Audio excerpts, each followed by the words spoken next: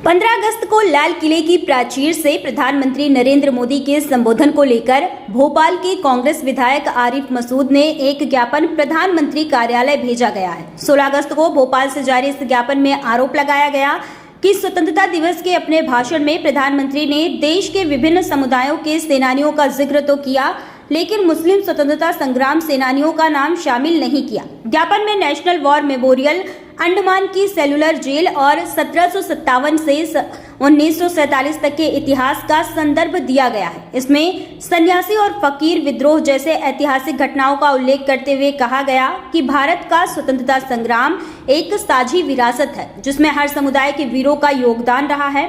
ज्ञापन के माध्यम से प्रधानमंत्री का ध्यान इतिहास के इन पन्नों और साझा कुर्बानियों की ओर आकर्षित करने का प्रयास किया गया। एक बहुत अहम मसले पर आपसे चर्चा कर रहा हूं और अफसोस वाली चर्चा है, जहां हम आज़ादी का 80वां वर्ष मनाया, तिरंगा शान से फहराया, पूरे देश ने बहुत जोश और खरोश के साथ ये महत्व को मनाया। और ये फेस्टिवल हमारे लिए हिंदुस्तान की एक तारीखी फेस्टिवल होता है जब 15 अगस्त आती है। ये एक वो फेस्टिवल के रूप में हम मनाते हैं जिस दिन इस मुल्क के हिंदुस्तान की आज़ादी मिली, और एक ये पहला त्यौहार है। बाकी त्यौहार समाजों धर्मों में इलाकाई इलाकों के हिसाब से मनते हैं, ये एक पहला त्यौहार है जिसको पूरा देश एक साथ मनाता है। लेकिन ऐसा वक्त पर देश के प्रधानमंत्री द्वारा जो लाल किले से भाषण दिया गया, वो लाल किला जो ना जाने कितने कुर्बानियों के बाद, कितने मजहबों धर्मों, कितने लोगों की जानों की कुर्बानी के बाद जिस लाल किले से शान से तिरंगा फहराया था, कल अफसोस हुआ।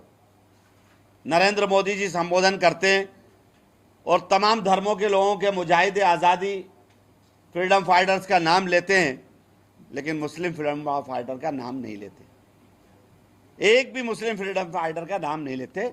इसीलिए मैंने आज अपने पीछे संविधान जो बना और जो किताब में सारे फ्रीडम फाइटर थे उनका वो फोटो और कुछ मौलानाओं का यादगार के रूप में सिंबॉलिक मैंने ये फोटो लगाए अपने दोनों तरफ, उनको याद दिलाने के लिए कि मोदी जी आप भूल सकते हो, देश नहीं भूलेगा।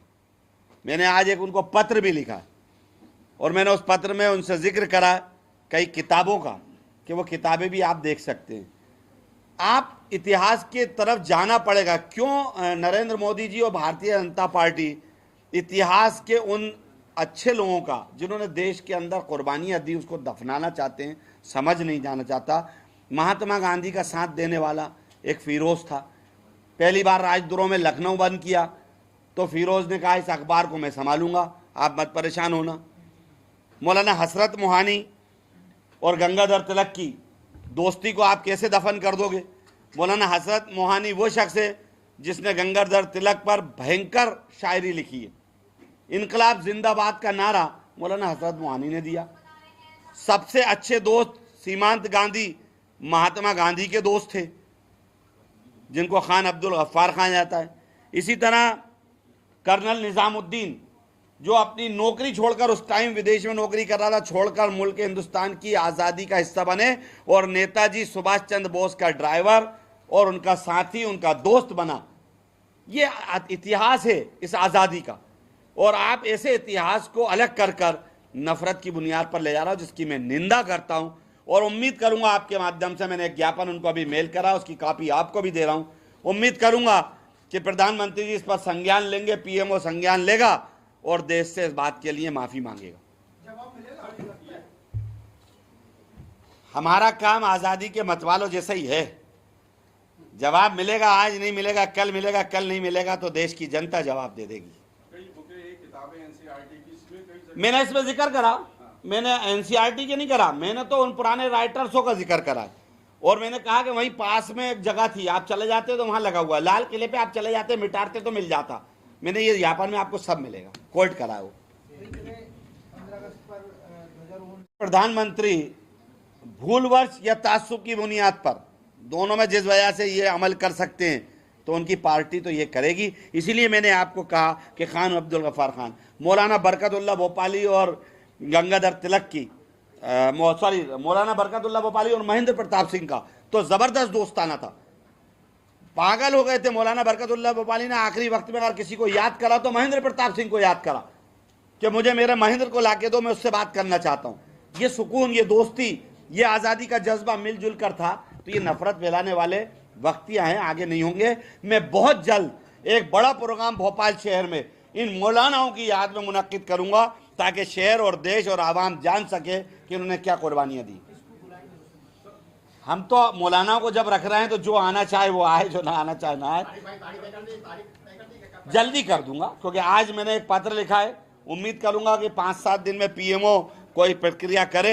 जैसे भाई ने कहा, मुझे भी उम्मीद है कि नफरत भरे माहौल में हमें उम्मीद नहीं है, लेकिन जब आज़ादी के मतवाले जब लड़ रहे थे और गोलियां खा रहे थे तो उनको भी ये उम्मीद थी कि आज नहीं तो कल देश आज़ाद होगा। मुझे भी ऐसी उम्मीद है कि आज नहीं तो मेरा ये चिराग कल तो जलेगा।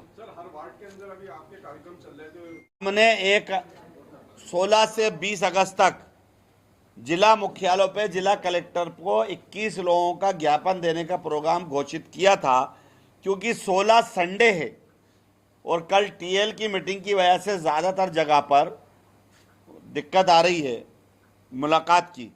तो 16 से 20 तक का जो हमने कहा था, अब एक ही डेट डिसाइड हुई है। 19 को सारे जिला मुख्यालयों पे 21 लोग कलेक्टर को यूसीसी के खिलाफ राष्ट्रपति के नाम ज्ञापन देंगे।